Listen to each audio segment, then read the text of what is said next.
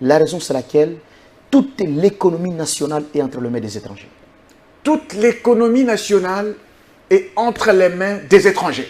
Monsieur Ambroise Mamba, qu'on le veuille ou pas, qu'on monte, qu'on descende, qu'on fasse les élections autant de fois qu'on voudra. Oui.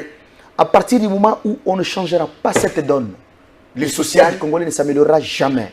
Et tous les Français qui seront développés sur vos plateaux de télévision ne seront que des Français inutiles et des Français sans valeur. Alors, si c'est cela la cause principale qui fait que le social, depuis Mobutu, Laurent Désiré Kabila, Joseph Kabila et maintenant Tshisekedi, le social soit toujours au rabais, l'indépendance, ça signifie que si l'économie du pays est dans les mains des étrangers, quelqu'un, quelque part, a la responsabilité de changer la donne. Vous savez, lorsque j'ai dit que l'économie nationale est entre les mains des étrangers, certains compatriotes qui nous suivent peuvent peut-être ne pas comprendre ou ils peuvent peut-être s'imaginer que ce sont des génériques. Hein. Ouais, les politiques ont souvent l'habitude de dire, voilà, nous voulons la refondation du du Congo. Congo. Français, oui, oui. J'ai entendu un candidat président de la République qui a même désisté, il dit, il veut la refondation du Congo. Mais c'est quoi les mots? Délice Sanga, pour ne pas les suivre. Tu vas procéder comment? Alors, pour que les gens ne puissent pas dire que le professeur Ousseini dit que l'économie nationale est entre les mains des étrangers, mais il faut que j'apporte des preuves. Oui. Monsieur Ambroise Mamba Téné, je vais vous donner 3 exemples. Okay. Dans tous les pays du monde, le secteur qui finance les activités de développement, c'est le secteur bancaire. Oui. Ici au Congo, je ne peux pas dire que nous n'avons pas de banques. Nous avons des banques, mais curieusement, toutes les banques qui existent aujourd'hui en RDC appartiennent aux étrangers. Toutes les banques appartiennent aux étrangers. Aucune banque n'appartient aux Congolais, ni à l'État congolais, ni à nous les Congolais en tant que partenaires. Premier obstacle. Un obstacle. La banque qui a beaucoup d'argent en termes de chiffre d'affaires, s'appelle Equity Bank. Elle n'est pas la nôtre. Cette banque, avant, on l'appelait Procrédit. Mais elle est aujourd'hui la propriété des Kenyans.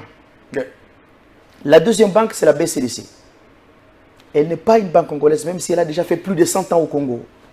Cette banque, elle est propriétaire de la famille Forest.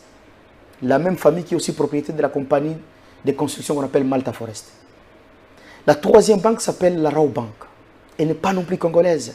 Elle n'est pas la banque des Congolais. Parce que les propriétaires de cette banque, c'est la famille Raoudji. Et ils sont des Indiens. Et ce sont les enfants de M. Raoudji qui sont aussi les propriétaires de Marsavco. Ce sont les enfants de M. Raoudji qui sont aussi les propriétaires de la Beltesco. La quatrième banque que nous avons dans ce pays s'appelle Ecobank. Ecobank. Et elle n'est pas la nôtre, c'est la banque des Togolais. Les Togolais. La cinquième banque s'appelle la BGFI Bank. Elle est sur le boulevard du 30 juin. Et elle n'est pas une banque de Congolais. Les propriétaires de cette banque sont des Gabonais. Et en diagonale de la BGFI Bank, il y a Afriland First Bank. Elle n'est pas non plus la banque des Congolais. Les propriétaires de cette banque, ce sont des Camerounais. En fait, des banques africaines, hein? Des banques africaines au Congo sans une banque congolaise. Je continue, la liste est longue. Vous êtes sur l'avenue Colonel Lukusa, il y a Citibank là-bas. Elle n'est pas une banque de Congolais, parce que les propriétaires de cette banque sont des Américains. Dans ce pays, nous avons une autre banque qui s'appelle la FBN Bank. First Bank of Nigeria. C'est la banque du Nigeria.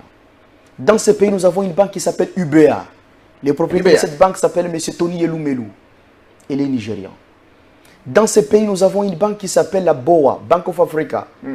Elle n'est pas une propriété des Congolais. Les propriétaires de cette banque sont des Nigérians. Dans ce pays, nous avons une banque qui s'appelle Sophie Bank. Les gens, les propriétaires de cette banque, ont commencé d'abord par créer Sophicom, la compagnie de transfert d'argent. Mais quand ils ont gagné encore beaucoup d'argent au Congo, ils ont créé maintenant une banque qu'on appelle Sophie Bank. Et cette banque, les propriétaires de cette banque, ce sont les mêmes qui sont propriétaires des mines au Congo. Ce sont les mêmes qui sont les propriétaires de la compagnie Transgazelle, qui utilise des remorques pour aller à Matadi. Ce sont les mêmes qui sont propriétaires des Pains Victoire. Dans ces pays, nous avons une banque qui s'appelle Tembe. Et n'est pas une banque des Congolais. La Tembe signifie Trust Merchant Bank. Cette banque appartient à la famille Lévy et sont des Juifs. Dans ces pays, on vient de fermer une banque ici. Parce qu'elle a été mise en liquidation. Elle s'appelait BIAC. BIAC. Elle n'était pas une banque des Congolais. Les propriétaires de cette banque, c'est la famille Blattner. Ils sont des Américains d'origine juive. C'est la même Professeur famille Blattner. S'il vous plaît, je termine. C'est cette même famille de Blattner qui est aussi propriétaire de la compagnie d'aviation qu'on appelle CAA. Parce qu'aujourd'hui au Congo, nous sommes restés avec 2 compagnies d'aviation. C'est CAA qui appartient à la famille Blattner et ses services qui appartient à M. Arish Jaktani, qui est un Indien, propriétaire de la société moderne qui vient de construire l'hôpital Mamayemo. Et c'est aussi le même Arish Jaktani qui est aussi propriétaire de l'hôpital Hachiji. Je disais, Biak n'appartenait pas aux Congolais, elle appartenait à la famille Blattner, qui est propriétaire de CAA, qui est aussi propriétaire d'une autre grande compagnie de construction qu'on appelle Safricas. C'est toujours la famille Blattner qui est aussi propriétaire de la compagnie qui fabrique des pneus qu'on appelle Cobra, avant on appelait Goody. En termes de banque aujourd'hui au Congo, je n'ai pas oublié Standard Bank qui appartient aux Sud-Africains. Nous les Congolais, nous avons quoi? Zéro. Aucune banque. Aucune banque congolaise. Monsieur Ambroise Mamba, écoutez-moi très bien. Aucune banque qui opère aujourd'hui en République démocratique du Congo n'appartient aux Congolais. Aucune. Ni au gouvernement congolais, ni à nous les Congolais. Maintenant, la question que je vous pose, et je pose aussi à tous mes compatriotes, par quel miracle nous les Congolais alors, nous allons nous permettre de financer nos projets de développement?